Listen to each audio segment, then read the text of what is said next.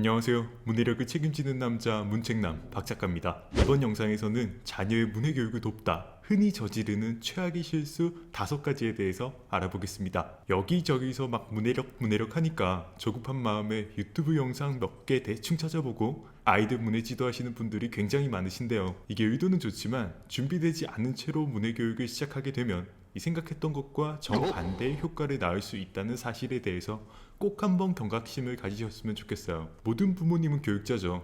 저도 교육을 하지만 준비되지 않은 선생님, 어떤 실력 없는 선생님은 직무유기라고 저는 생각해요. 어설프게 가르쳤다 아이가 책 읽기에 반감을 가진다거나 잘못된 독서 습관을 형성하게 되면 뒤늦게 고치는 건 정말 어렵거든요. 그만큼 뭐 하나 제대로 가르치기 위해서는 끊임없이 공부를 하셔야 돼요.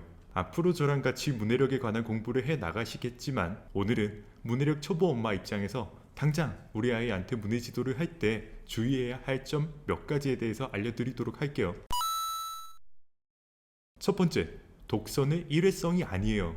우리의 책 좀 읽혀야지 마음먹은 부모님들을 보면 마음가짐이 지나칠 만큼 웅장하세요. 흔히 왜 각을 잡는다고 하죠. 우선 전집부터 딱 사놓고 여름방학 동안 이 중에 내가 몇 권을 읽히겠다 이런 마음을 먹어요. 그러고 애한테 독후감 노트 한 권 딱 지어주면서 자 하루에 한 페이지씩 읽고 쓰라고 강요하기도 합니다. 반대로 아이 입장에서 생각해봐요. 난 어제까지 막 장난감만 갖고 놀았는데 갑자기 손에 책 한 권 지어주면서 읽으라고 강요당하면 얼마나 당황스럽겠어요. 그죠?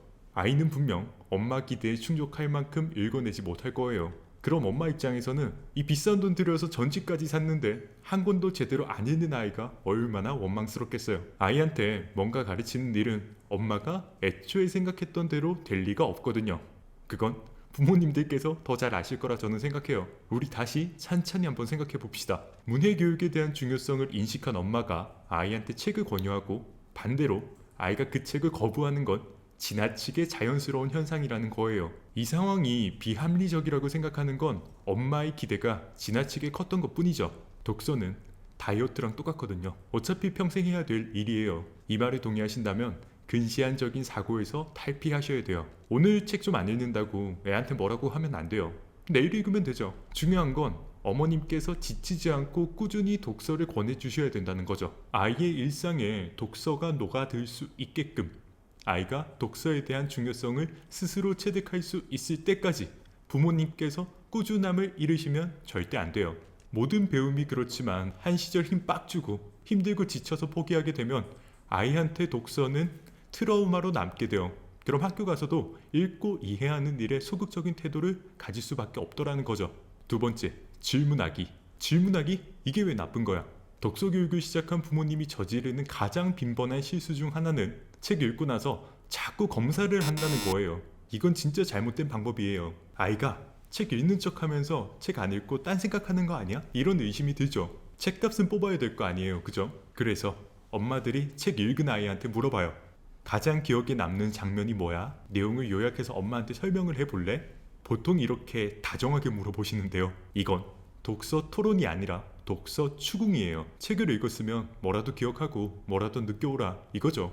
읽은 책에 대해 질문하는 건 나쁘진 않아요. 하지만 대부분 질문하는 방식이 잘못됐다는 거죠. 대개의 질문들을 보면 내용 기억에 입각한다는 거예요. 책을 읽고 어떤 장면이 기억에 남는지 물어본다거나 어떤 문장이 인상 깊었는지 물어보는 건 독서를 암기 과목으로 만드는 가장 빠른 지름길이에요. 아이들은 이런 질문에 매우 부담감을 느껴요. 저도 책 한 권, 영화 한 편 다 보고 나서 특별히 느낀 점 없는 작품들도 굉장히 많거든요. 심지어 이건 대체 뭐야? 이런 작품도 있어요. 근데 이건 저 혼자 느끼는 거니까 괜찮잖아요. 반면에 아이들은 그렇게 말 못해요. 엄마가 검사를 하니까 엄마가 책 읽고 느낀 점을 물어보는데 엄마 나 이 책 진짜 별로야. 재미도 없고 이게 무슨 말인지 하나도 모르겠어. 이렇게 대답하면 네가 책을 똑바로 안 읽어서 그렇지 책이 왜 별로야. 네가 집중을 안 해서 그렇지. 이런 질책을 들을 게 뻔하거든요. 그럼 아이들은 책 읽고 좋은 말만 해야 되는 압박감을 느껴요. 비판의식이 사라지는 거죠. 이때부터 독서는 망한 거예요. 애들은 엄마한테 검사받기 위해서 책을 읽고 대답하기 좋은 한 문장만 암기할 가능성이 매우 높아요. 이렇게 되면 제대로 된 독서를 할 수 없게 되겠죠. 무엇보다 독서는 자연스러워야 돼요. 세 번째, 읽는 속도와 읽은 권수에 집착하기. 많은 책을 읽히자, 빠르게 읽는 법을 가르치자, 고등학생이 되었을 때 언어 영역 문제 푸는데 도움이 되도록 하자. 설마 문해교육의 목표를 이렇게 설정하고 계신 건 아니죠?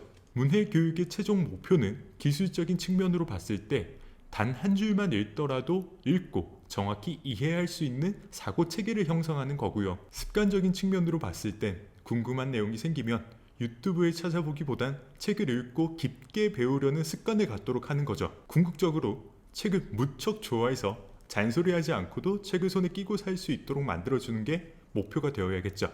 여기서 우리가 책을 주식에 빗댈 수 있을 것 같아요. 요즘 다들 경험하셨겠지만 주식은 많은 종목에 투자한다고 수익률이 좋아지는 건 아니잖아요.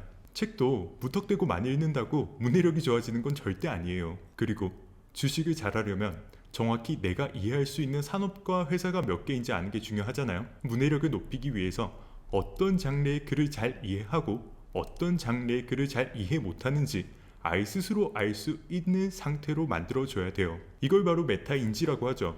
문해교육의 목표를 달성하기 위해서 굳이 많은 책을 읽지 않아도 되거든요. 많은 책을 읽는 것보다 더 좋은 습관은 한 권의 책을 반복해서 읽는 거예요. 제가 수학학원에서 아이들을 가르치다 보면요, 30문제 푸는 숙제보다 틀린 거 3문제 고치는 걸 훨씬 더 고통스러워해요. 저는 이 틀린 3문제에 집중해서 아이들 수학 실력을 높이지 결코 양적인 부분에 집착하지 않거든요. 이 부분에 대해서 좀 더 궁금하신 분들은 제 영상 중에 로봇 증후군 영상을 참고해 주시면 되겠습니다. 이해 못하는 것을 이해 못하는 상태로 두는 습관을 가진 아이는 책 읽기에서도 수학 문제에서도 한계를 자주 느껴요. 많이 읽기와 많이 풀기는 노력의 문제일 수 있지만 이해하는 데 한계를 느껴버린 아이는 쉽게 포기해버리는 기질을 갖게 되더라는 거죠. 이건 결코 공부하는 데 도움이 안 되겠죠.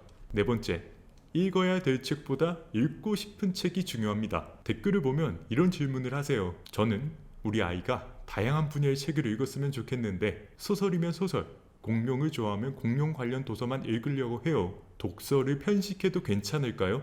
제 대답은 네, 괜찮습니다. 저는 이렇게 말씀드려요. 어떻게 보면 행운에 당첨되신 거예요. 아무도 책을 안 읽으려고 하는 이 시대에 아이가 한 장르의 책이라도 좋아한다면 그건 정말 축복받은 거예요. 물론 부모님 바람처럼 과학, 인문학, 철학 도서까지 다양한 장르의 책을 섭렵한다면 얼마나 좋겠어요.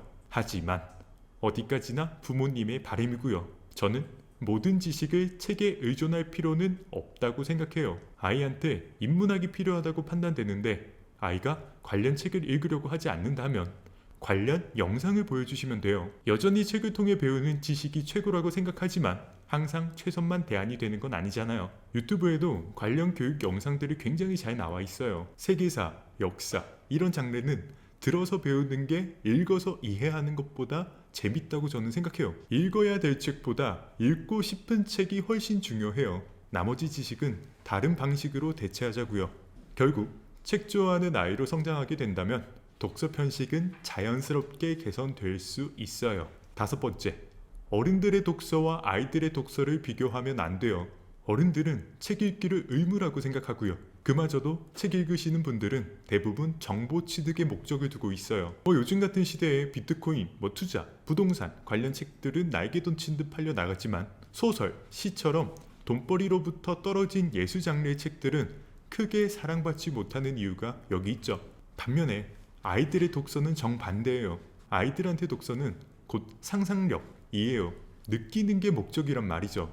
그래서 질문도 가급적 하지 마시라는 거예요. 화장실에서 손을 씻었다 이런 문장을 읽고 느낀 점이 꼭 손이 깨끗해졌다 일 필요는 없거든요.